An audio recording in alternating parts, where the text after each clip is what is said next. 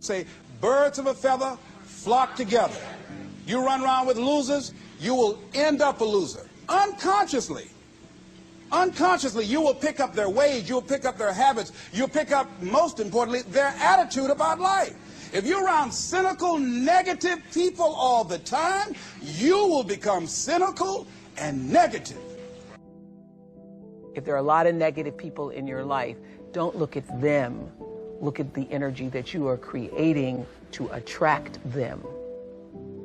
Don't look at them. Look at yourself. What are you doing to draw those people? Because if you are surrounded by negative people, there's a part of you that's willing to tolerate that. Set your life on fire and seek those who fan your flames. The Philly translation of that is, don't be hanging with no jank-ass jokers that don't help you shine. I've had to do a clearing in my life of some people whose energy I realized was not supportive of who I wanted to be in the world. And I recognized there are people who are not going to take responsibility for their energy, so I now have to take responsibility for the energy that I allow to be brought into my space. Life-changing for me. And what I know is that you cannot continue to move forward in your life to the level and level and level that you need to be if you're surrounded by energy that brings you down, that sucks the life force from you. So not only are you responsible for the energy that you bring, is what I learned, you're also responsible for the energy that you surround yourself with. Look at your last 5 text messages. Are those people feeding your flames or dousing your fire? Put your phone down for just a second and look around. Look to the people around you. Are those people throwing logs on your fire, or are they pissing on you? The people that you spend time with are going to make or break your dreams. Everybody don't deserve to be around you. You got to defend your life with your life. The prerequisite for spending time with any person is that they nourish and inspire you. They feed your flame. Align yourself with powerful people.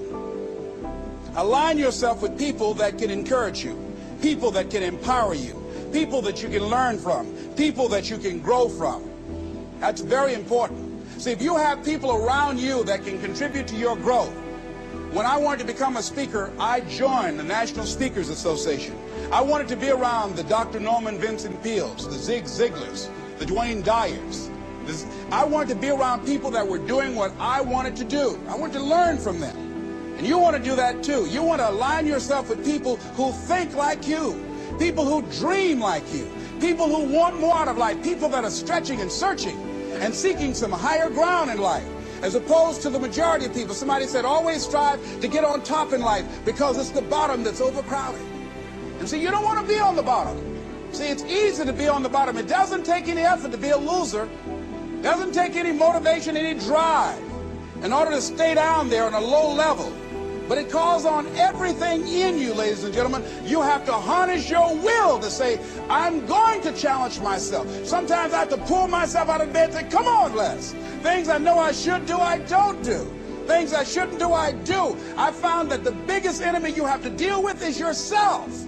There's an old African proverb that says, if there's no enemy within, the enemy outside can do us no harm. Who do you want to be in the world? Who do you want to be? Not what do you want to do, not what do you want to achieve. Who do you want to be? What is the kind of person when they're reading your eulogy?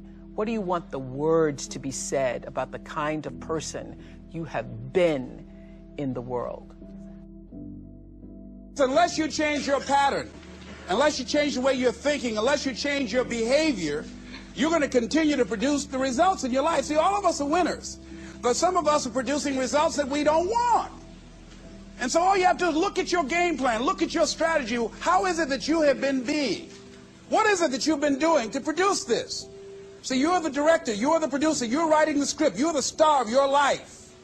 And as you begin to look at your life, you can decide whether or not it's a smash or whether or not it's a flop. That's in your hands. You begin to look toward making your life different. As you begin to look at yourself, you've got to redefine yourself. Who are you right now? And who must you become in order to create what you want? What has to change about you?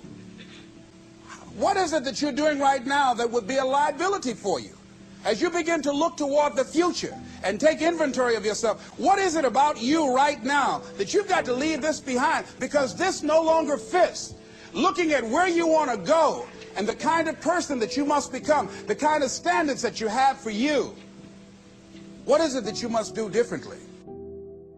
We have the power to change our personal history, changing the direction of our lives, changing our thoughts, changing where we want to go, exploring new horizons.